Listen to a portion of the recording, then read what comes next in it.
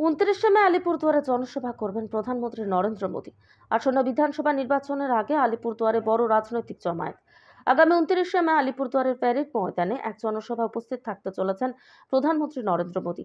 এই সফরকে ঘিরে ইতিমধ্যে চাঙ্গা হয়ে উঠেছে আলিপুরদুয়ার জেলা বিজেপি সূত্রে জানা গেছে, আলিপুরদুয়ারে জনসভা সেরে সেদিনই প্রধানমন্ত্রী রওনা দেবেন সিকিমের উদ্দেশ্যে। এই কারণে 29 তারিখের সভাকে ঘিরে কড়া নিরাপত্তা ও সাংগঠনিক প্রস্তুতি গ্রহণ করা হচ্ছে। মঙ্গলবার প্যারেড ময়দান পরিদর্শনে যান আলিপুরদুয়ারের সাংসদ মনোজ টিগ্গা ও জেলা বিজেপির শীর্ষ নেতৃত্ব। সভাস্থলে পরিকাঠামো, নিরাপত্তা ব্যবস্থা এবং ভিড় নিয়ন্ত্রণের দিকগুলি খতিয়ে দেখেন তারা। জেলাব্যাপী মোদিজির সভাকে সফল করতে ব্যাপক প্রচার চালানো হচ্ছে। দলীয় কর্মী সমর্থকদের মধ্যে উৎসাহ উদ্দীপনা চোখে পড়ার মতো। আসন্ন জনসভায় প্রধানমন্ত্রী কি বার্তা দেন, সেদিকে এখন নজর রাজনৈতিক মহলের।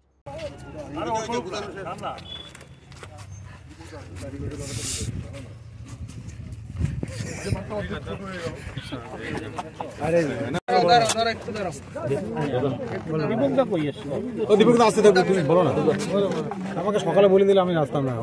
হ্যাঁ দাদা বলুন, আজকে এই যে এখানে মাঠ পরিদর্শন করলেন, কি প্রোগ্রাম রয়েছে, কি কি হবে এখানটা যদি একটু বলেন, কিভাবে হচ্ছে, কত? আপনারা সকলেই জানেন যে 22শে এপ্রিল পেহেলগামে যেভাবে যারা নির্দোষ লোককে সেখানে ধর্ম জিজ্ঞাসা করে মারা হয়েছে, তারপরে আমাদের অপারেশন সিন্দুর হয়েছে, তারপরে আপনারা জানতে পারেন যে 5টা ডেলিগেশন ভারত সরকারের বিশ্বের বিভিন্ন দেশে যাচ্ছেন, যাতে পাকিস্তানের যে মুখোশটা যে তারা সন্ত্রাসবাদীকে সমর্থন করে ভারতের ভিতরে পাঠায়, সেই মুখোশটা খোলার জন্য ভারত সরকার বিভিন্ন যারা দল থেকে যুক্ত আছেন তাদের লিডারশিপে কিংবা রিপ্রেজেন্টেটিভে পাঠানো হচ্ছে। আর সিন্দুর অপারেশন পরে এটা প্রথমবার যে আমাদের মাননীয় প্রধানমন্ত্রী আলিপুরদুয়ার বুকে আসতে চলেছেন আগামী 29 তারিখ।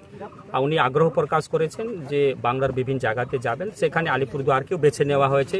এটা আমাদের সৌভাগ্য। এর আগে আপনারা জানেন যে 2011 এবং 2016 সালে মাননীয় প্রধানমন্ত্রী মাদারিহাটে এসেছেন 2011 সালে। সে সময় তিনি গুজরাটের মুখ্যমন্ত্রী ছিলেন এবং 2016 সালে প্রধানমন্ত্রী ছিলেন। তারপরে প্রথমবার আলিপুরদুয়ার জেলা হওয়ার পরে আমাদের মাননীয় প্রধানমন্ত্রীর আলিপুরদুয়ার জেলায় আসার আগ্রহ প্রকাশ করেছেন। তাই আমরা আমাদের যারা নেতৃত্ব আছেন সকলেই মিলে আমরা মাঠ পরিদর্শন করছি, কোন জায়গাতে মঞ্চ করলে কিভাবে কি করলে যাতে সুন্দরভাবে মানুষ যাতে মাননীয় প্রধানমন্ত্রীর বক্তব্য শুনতে পারবেন এবং ওনার যে বার্তা থাকবে সেটা বার্তা নিয়ে বাড়িতে ফিরতে। দীর্ঘ প্রায় 10 বছর পরে আলিপুরদুয়ারে ফের আসছেন, কতটা আশাবাদী বিজেপি কর্মীরা?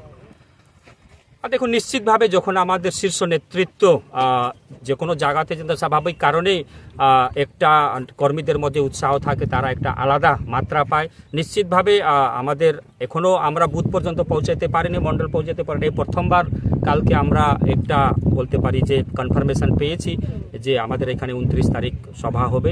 তো নিশ্চিতভাবে যখন এই বার্তাটা বুথ পর্যন্ত যাবে, কর্মীরা আরও উৎসাহিত হয়, বেশি সংখ্যক আমাদের কর্মীরা আসবেন এবং এর প্রভাবটা 2026-এর মে মাস পর্যন্ত হবে, যতক্ষণ না রেজাল্ট বের হবে। বলে এটা কি পাখির চোখ করে লোকসভা বিধানসভা নির্বাচনকে পাখির চোখ করে কি সভা? দেখুন, আমাদের যখন লোকসভা নির্বাচন হয়েছে তারপরে আরও কয়েকটা জায়গাতে বিধানসভা নির্বাচন হয়েছে, আপনারা দেখেছেন যে আমরা জিতেছি এবং কিছুদিন আগে দিল্লিতে হয়েছিল বিধানসভা নির্বাচন। সেখানেও যে কেজরিওয়াল বলেছিল যে मोदी जी को हराने के लिए और एक बार जन्म लेना पड़ेगा, मोदी जी इसी जन्म में केजरीवाल को हरा करके दिखा दिया। इस बार পশ্চিমবঙ্গের পালা আছে। নিশ্চিতভাবে এখান থেকে আপনারা বলতে পারেন যে 2026-এর যে ইলেকশনের যে বিগুল বলা হয় সেটা এখান থেকে শুরু হবে। একটা বিষয় যে বিগত বিধানসভা নির্বাচনে আপনারা 5টি আসনই আপনারা জিতেছিলেন, সেই জায়গায় সেই সময় কিন্তু প্রধানমন্ত্রী নরেন্দ্র মোদী আলিপুরদুয়ার সফর করেননি বা এরকম কোনো সেই ধরনের নেতা আসেনি। এবার নরেন্দ্র মোদী আসছেন নির্বাচনকে কেন্দ্র করে, আপনার বক্তব্য অনুযায়ী তাহলে কি মনে হচ্ছে কোথাও আপনাদের সাথে তৃণমূলের একটা শক্ত লড়াই হবে বলে মনে হচ্ছে? দেখুন, লড়াই তো হবেই, লড়াই 1:1 হবে, তৃণমূল ভার্সেস বিজেপি হবে। যেভাবে আমরা 2021 সালে 5-5 জিতেছিলাম, এবারও 2026-এ 5-5 হবে এবং লোকসভায় 7-7 হবে।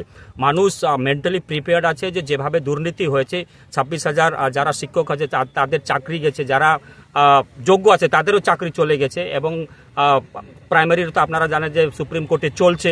তারপরে বেকার যুবক যুবতীদেরকে আজকে পশ্চিমবঙ্গ ছেড়ে পরিযায়ী শ্রমিক হিসাবে আজকে অন্য রাজ্যে যেতে হচ্ছে। তো সামগ্রিক পরিস্থিতি নিয়ে, দুর্নীতি নিয়ে মানুষ অতিষ্ঠ আছে, তারা একটা পরিবর্তন দিকে তাকিয়ে আছে। নিশ্চিতভাবে এখানে কংগ্রেস এবং বামপন্থী তার বিকল্প হতে পারে না, একমাত্র ভারতীয় জনতা পার্টি পশ্চিমবঙ্গের বিকল্প হবে।